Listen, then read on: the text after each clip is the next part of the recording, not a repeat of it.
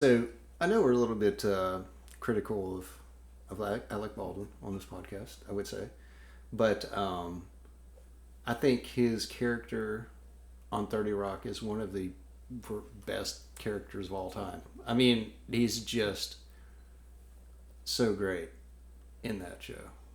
And he's such a dirtbag. We will never watch anything from here on that he will ever make. Well, maybe from here on. I watch his old stuff for sure.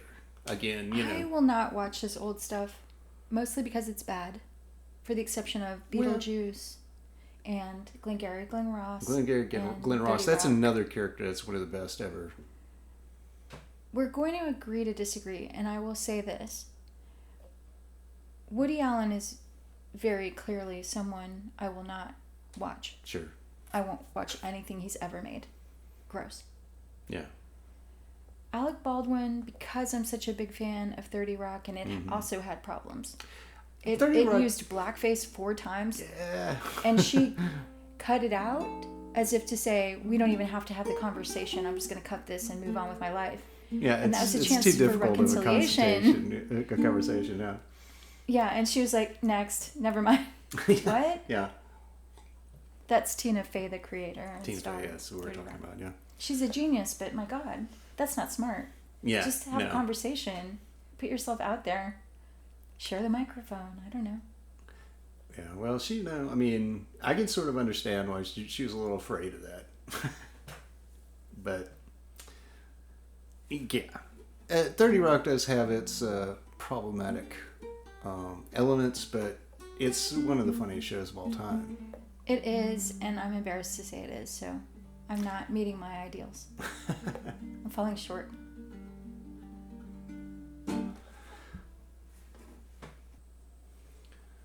So you had said something about Hilaria having trouble with a word. What was it? It was an electrical socket, so she's pretending she doesn't remember the word in English. Right. And I think she's genuinely struggling in general. Mm-hmm.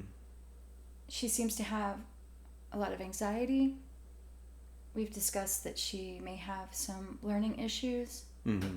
Sure. And as someone who apparently she did not absorb the media training that she was hopefully given as a correspondent for Extra television. Sure. Extra, how would you explain Extra if you've never seen it? Like a tabloid? Yeah, it's like, celebrity tabloid. Yeah. So Alec got her that job as an extra correspondent for this celebrity tabloid show that comes on 30 minutes a day on one of the networks. I think that's right. Yeah. So she's at the funeral. Do you know about the funeral where she takes off early and says that it's pregnancy related, where she may not have even been pregnant, and she got out to do an exclusive with Extra? Yeah.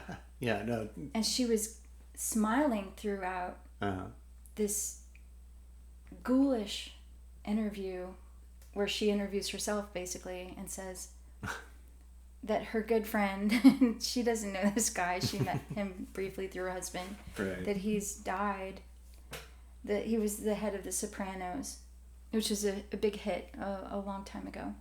I think people know The Sopranos. It's a pretty well-known show. Maybe. I mean, it's so the lead of The Sopranos, she was calling him Jimmy, and he's known as James. So she's using the familiar James Gandolfini, right? Mm-hmm. Yeah. So she's texting from his funeral. She interrupts it to leave early to do this extra segment. I'm only laughing because it's so horrible. And she's smiling throughout, this ghoulish smile, to say what good friends they were and what a cool guy and everything. And it did not go well. Yeah.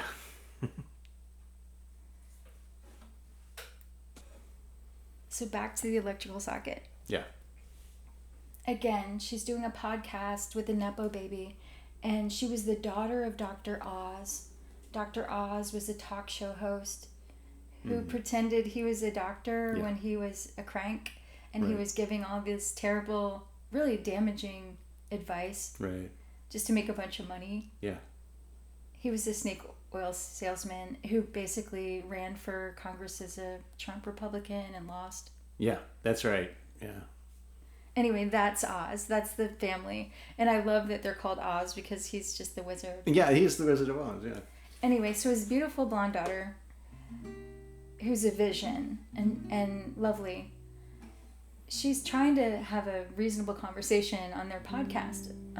So it's her and Hilaria. Mm-hmm. But Hilaria goes into this story, and again, all of her stories, I don't want to say always, but many of her stories, most, appear to be an exaggeration. And I'm being kind when I say that. If not just an outright lie and dumb lies. She's saying in broken English, what is the word for, and Daughter of Oz says, electrical outlet? And Hilaria's like, yeah, see. See. And in this podcast, she was interviewing Matthew McConaughey's wife, Mm-hmm. who is, I believe, Brazilian American. She was a model. They met at a bar. They have a couple of kids. Right. And she has her own issues with social media. Right. And English is legit maybe her first language, but among her first languages. Okay, yeah, So sure. when Hilaria, whose first language, let's be clear, is English, Sure, yeah.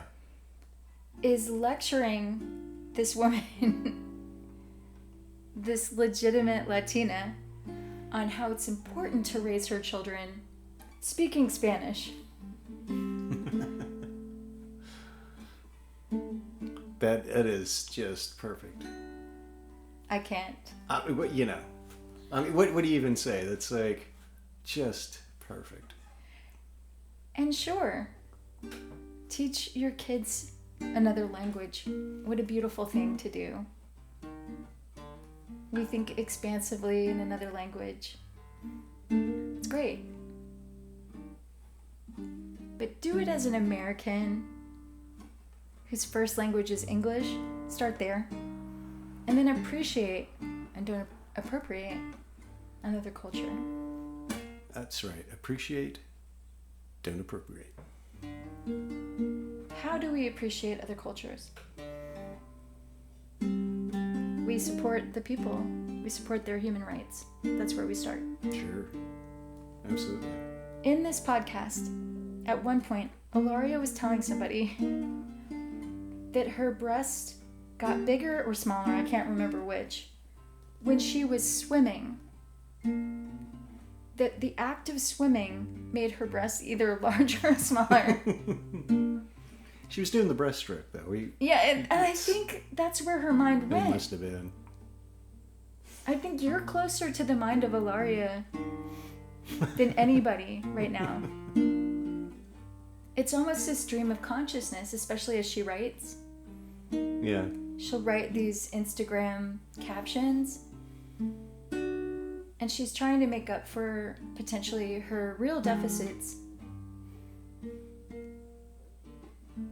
in writing.